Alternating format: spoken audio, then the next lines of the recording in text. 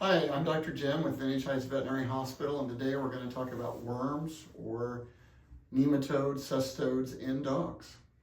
Dr. Jim, what kind of worms do dogs get? Well, there are several. Heartworm, which is carried by mosquitoes, roundworms, hookworms, whipworms, and tapeworms. And they all have different hosts or different life cycles, and so those can affect where the dogs can pick them up. How do dogs get worms? Well, for example, on tapeworms, there are two types of tapeworms. One has a flea involved in the life cycle, and another one, it insists in muscle tissue, such as a rabbit or a bird. So there are two different types of tapeworms, and one of the medications that we use, fenbendazole, is very specific for only one, and so sometimes we have to use something that's more broad spectrum. Hookworms, whipworms, roundworms usually are oral contamination, either ingesting the stool itself or eating or biting grass where some stool is laid. But sometimes your dog will step in something at the park and then lick the paw, and they can pick that up as well. What are the symptoms of worms in dogs that pet owners should look out for? Sometimes there aren't any symptoms other than just being unthrifty, not gaining weight, or you feel like you're feeding quite a bit of food and the dog is still remaining thin.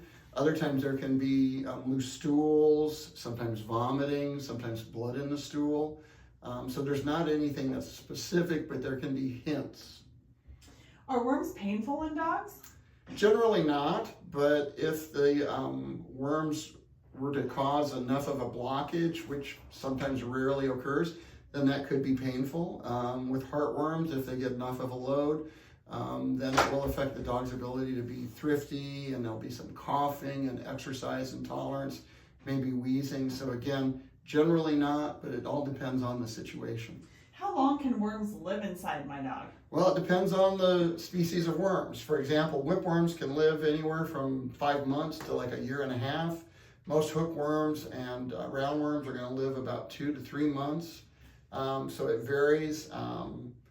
Heartworms, the adult heartworm can live in your dog for several years. So again, it depends on the species and what we're dealing with.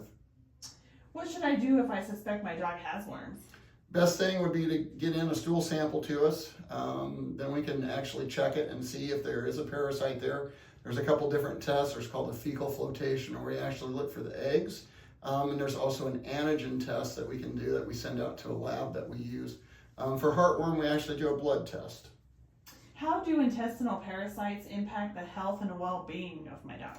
Well, if you have a load of roundworms or hookworms, and hookworms suck blood, that's what they do, you can actually have puppies get anemic from it. With roundworms, you can have vomiting and diarrhea. Tapeworms are generally more of a nuisance, but they can also present a human health hazard. Sometimes roundworms, they go through what's called a blood-lung migration, and they will get in odd spots instead of going back to the intestinal tract. And sometimes young children will pick those up, especially from raccoons. It's called Balis ascaris. And that can cause issues because the larva gets into the brain or sometimes into the eye. And that can even happen with dog roundworms. So generally best, if you think you've got something going on there, let's check it and we'll know.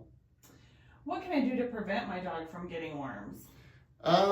Just make sure you have them on something occasionally as a dewormer, like the monthly heart guard or interceptor, which are heartworm preventatives that are combined with intestinal worm protection. Those are good products. We can do stool checks every 6 months or so. Obviously, if you see that your dog is not gaining weight properly or the stools are loose, that's going to be one of the first things that we will check.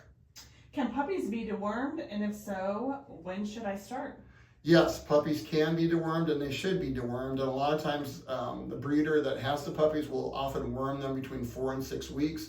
Sometimes we see puppies where they've been dewormed several times.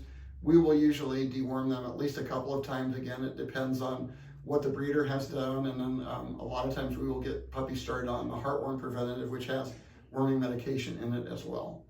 How do I know if the deworming treatment was effective for my dog? Sometimes you'll see the worms pass. Other times, like with the tapeworm medication, the worms do not pass when they are killed. They're basically digested and broken down. Sometimes you can tell by there's been an improvement in terms of the diarrhea or the loose stool. But if you want to know for sure, usually we will do a repeat stool check and check it several weeks after several dewormings just to make sure that they're gone. Are there specific deworming protocols for pregnant or nursing dogs? Generally not. Generally, most of the wormers that we have are very safe. The thing about roundworms is that they can be passed to puppies in utero through the placenta. They can also be passed to puppies when they're nursing on the female dog. And so roundworms are a little bit different in that regard. Hookworms, like I say, they can actually penetrate skin, the larva. And there's a thing called plumber's itch. That's, from plumbers working on the ground, and then the hookworm larvae come up from the grass and penetrate and cause a reaction. So, like I say, it's just, let's treat. If you think you got a problem, get them in and we'll check it. Are there any risks associated with using dog dewormers? Generally not. The only risk I can think of is if your dog would be allergic to the medication, and that is extremely rare. Most of the wormers have been around for quite some time and are very safe. If my dog has worms, are there any risks for me or my family? Yes, as I said, indicated with the roundworms especially, they can do an aberrant, what we call somatic migration. And that's where the juvenile worms are trying to figure out where they go as they develop. And sometimes they can get in the eye of children, sometimes in the brain. Like I say, there's a raccoon roundworm that kids can pick up from sandboxes with raccoons defecating in the sandboxes, and it's very serious. So there are certain health risks associated with some types, and there are certain species of tapeworms that are also very unfriendly to humans. How should I clean my house if my dog previously has had worms? Best thing is pick up the stool and discard it. Sometimes that can be hard to do. Obviously, it's loose stool. Sometimes you can try and water things down into the grass, but it's just basic sanitation. If you do pick up the stool, wash your hands, make sure that you practice good hygiene, and you'll be okay.